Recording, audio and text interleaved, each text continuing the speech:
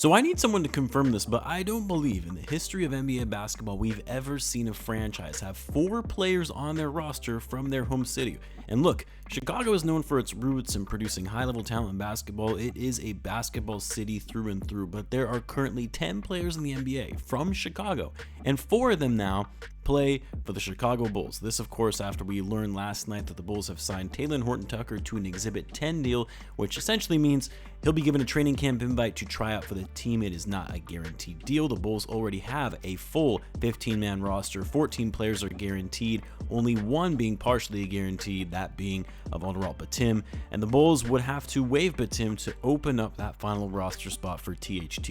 And with the Bulls also signing Kenny Lofton Jr. to an Exhibit 10 deal, it's going to make for a pretty competitive training camp to see who is going to make that final roster for this upcoming season. But regardless, the Talen Horton-Tucker signing is interesting, a bit of a head scratcher for me given the current makeup of this roster. And what do I mean by that? Well, let's talk about it further in this video. So what's going on, everyone? You're listening to Bulls Central here. Hope you're all doing well. Now look, I know this is a channel about basketball, specifically the Chicago Bulls, and while you guys know I don't follow the NFL that much because I can only handle one sport at a time with all the other stuff I've got going on in my life, but I know all of you Bears fans are super hyped for this upcoming NFL season. The regular season is back. The Bears play their first game on Sunday. Everyone is going crazy over Caleb Williams. Even I myself have been getting in on the madness. And so why do I bring this up? Well, it brings me to the sponsor of this video, Prize Picks. And Prize Picks is doing an insane offer right now where one Caleb Williams passing yard gets you 1 win on Prize Picks every week in September. That's right, only 1 yard gets you an automatic win every football weekend in September. 4 weeks of free W's. Don't miss that deal on Prize Picks because it's going to be gone by the end of September. For those that aren't familiar with Prize Picks, it is the best place to get real money sports action, the most fun and exciting way to get in on the action while you watch your favorite sports and players. It's pretty simple. You just pick more or less on at least 2 players for a shot to win up to 100 times your money. Run your game all season long on Prize Picks. But not only that, if you sign up today, you'll get $50 instantly when you play $5. You don't need to win to receive the $50 bonus. It is guaranteed. So for my picks this week, which again, I am by no means an NFL expert, you guys know that, but I've obviously got to go with our guy Caleb Williams when it's only 1 yard, taking more on that, and I'm also going to take the more on James Conner. So download the app today, use the promo code Bulls Central to get $50 instantly after you play your first $5 lineup. I'll leave a link to the site and the code in the description. Now, for those that don't know, THT, like I said, Chicago native, went to Simeon High, same high school as Derrick Rose and Jabari Parker, was a star for Simeon, and a top 50 recruit in the nation coming out of high school. Played his one-and-done season in college at Iowa State, where he was okay. I wouldn't say it was anything overwhelmingly impressive, but because of his potential, his athleticism, and explosiveness, Tucker decided to forego his sophomore season and declared for the draft despite not being a first-round prospect on most mock draft boards in 2019, and he would ultimately fall to the second round and be taken by the Magic with the 46th pick before being traded to the Lakers. And while he barely played in his rookie year, by his sophomore season, Talen Horton-Tucker had taken a big jump in his production and was actually a contributing piece to the Lakers even going into the playoffs,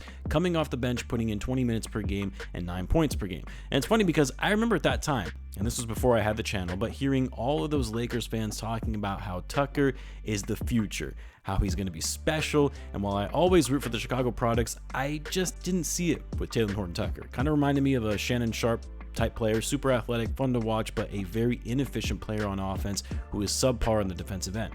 It ended up working out for Tucker though, because he ultimately got his bag after 2 solid seasons with the Lakers and signing that 3-year, $30 million deal, until the Lakers said, maybe this guy isn't the player that we thought he would be, and traded him for an aging Patrick Beverley to the Utah Jazz. And while THT has been okay for the Jazz, he really hasn't shown much progress since his sophomore season in the league. And with his contract expiring, it was pretty clear that the Jazz weren't going to be re-signing him, and up until yesterday, Tucker remained a free agent looking for a team that would be interested in his services. So anyway, here is where it becomes a bit of a head scratcher for me, because while THT is still young, even though it seems like he's been in the league for a while now, he's only 23, so he fits the Bulls' new timeline of their youth movement, if you will. It's a very low-risk signing because, again, it's an Exhibit 10 deal, so you're not committing to anything long-term, and if he shows up well and exceeds expectations in camp, the Bulls can waive Batim and sign him to a min deal, which doesn't have any impact on their cap sheet, given he'll just be replacing the money they would have already owed Batim anyway. And in this instance, you take a chance on a flyer who maybe could still suddenly break out and be a productive player for your team. But if we're being realistic here, Talen Horton-Tucker just isn't that guy. And look, if the Bulls were low on backcourt players, yeah, this would make sense. Give them another option at the 1 or 2 if they like them coming out of training camp. But the Bulls have so many guards as it is that it's going to be impossible to fit all of them together into the rotation. Don't forget, Zach and Lonzo are still in this roster. You combine that with the young talent and the players they should be prioritizing in Coby and Ayo, as well as Josh Giddey. I know he technically is not a guard and more of a point forward, but the point is, Bulls have too many guards. So even in the event THT looks great and the Bulls say, yeah, we should sign this guy, is he even going to get any minutes in the backcourt anyway? Like the Kenny Lofton Jr. signing, even though I still say it's very unlikely he makes it out of training camp as well, at least with Lofton, there is a need for him on the roster in giving the Bulls some depth in the front court. A big body who plays hard and with a lot of passion. But Talen Horton-Tucker, what's the point of giving him a training camp invite if he doesn't make sense for your roster to begin with? And then the other thing here is that THT, while yes, he can score and he can get hot in a hurry, he's a very streaky player, inefficient scorer, and not the best decision maker on the court. Man shot below 40% from the field last season, not from 3, from the field. He shot a career best from 3 at 33% last year. That's his career best. He's shooting below 30% from deep for his career as a whole. True shooting percentage of .503, turns the ball over at a pretty high rate relative to his usage. Isn't really much of a playmaker, although last year he did get better in that regard. And of course, he doesn't play the best defense. So yeah, apologies for my skepticism on him making it beyond training camp and landing a roster spot on this team. Now, I did hear some say, well, we should take him over Chris Duarte. And while I can see the argument, first of all, the Bulls would be leaving money on the table that impacts their cap sheet since Duarte is on a guaranteed deal for the rest of the season. We know Jerry isn't going to do that. And while I'm not that high on Duarte, I still think that he can be a more well-rounded player than Talen Horton-Tucker in the right role and given the right opportunity. So no, I would not take Talen Horton-Tucker over Chris Duarte. I really think it boils down to Batum and whether the Bulls keep Batum over Lofton and Tucker. And if you're choosing between one of them, it's going to make more sense to go with Lofton just based on the Bulls' needs at this time. I know he's a Chicago native, and yes, it would make for a great story, but we also have to be realistic here and what's actually going to help this team for the long run. So anyway, we'll see how training camp shakes out in about a month. I would love to hear what you guys think of this signing.